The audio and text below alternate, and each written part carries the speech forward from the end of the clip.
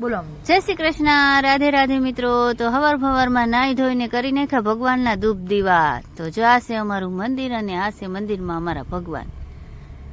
તો આપણે કરી નાખ્યા ભગવાનની ધૂપ દીવા અને પછી હવારમાં કરવાની હતી રસોડાની સફાઈ. કેમ કે રસોડું કેટલા સમયથી વહવાનું બાકી હતું ને, તો જો આજે કહીને સાફ કરવાનું હતું.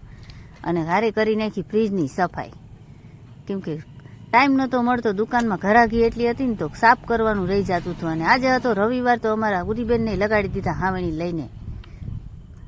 અને પછી કરી નાખી દુકાનની પણ સફાઈ. અને રોંઢાના 3 વાગી ગયા અને બનાવી નાખ્યો ચા, અને ચા ભેગા લઈ લીધો નાસ્તો. કેમ કે અમારે 9 વાગ્યામાં જમવાનું હોય, એટલે બપોરે કાંઈ જમવાનું હોય નહીં, તો ભેગો નાસ્તો લઈ લીધો. અને પછી બનાવી નાખી ચા. અને પછી બપોરના વઘારી નાખ્યા બાયર મમરા. કારણ કે અમારે ઓલા બેયને જવાનું હોય ભણવા, તો એના માટે ભરવાના હોય ભાગ ડબ્બા.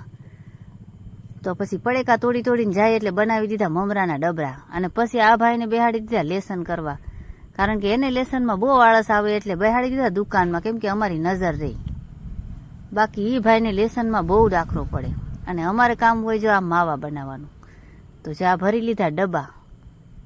આમાંથી નવરા નથી થતા, એટલે ઘરમાં કામ કરવા પૂગતા નથી. જો આ રીતે અમારે બનાવવાનું હોય. આ છે અમારું હાંજનું કામ. અને પછી ઘરમાં જોયું તો ડબરામાં લોટ ન મળે, તો આપણે નાખી દીધા ઘઉં નાખી દીધા ઘંટીમાં. કેમ કે દળાવા તો ક્યાંય જવાના ન હોય, ઘરમાં જ હોય, એટલે નાખી દીધા ઘંટીમાં. અને જો પછી ગુરીબેનના હાથમાં મોબાઈલ આવે ને, એટલે ક્યાં જાય ખબર ન હોય, તો જો આ લઈ લીધું બારોબારનું.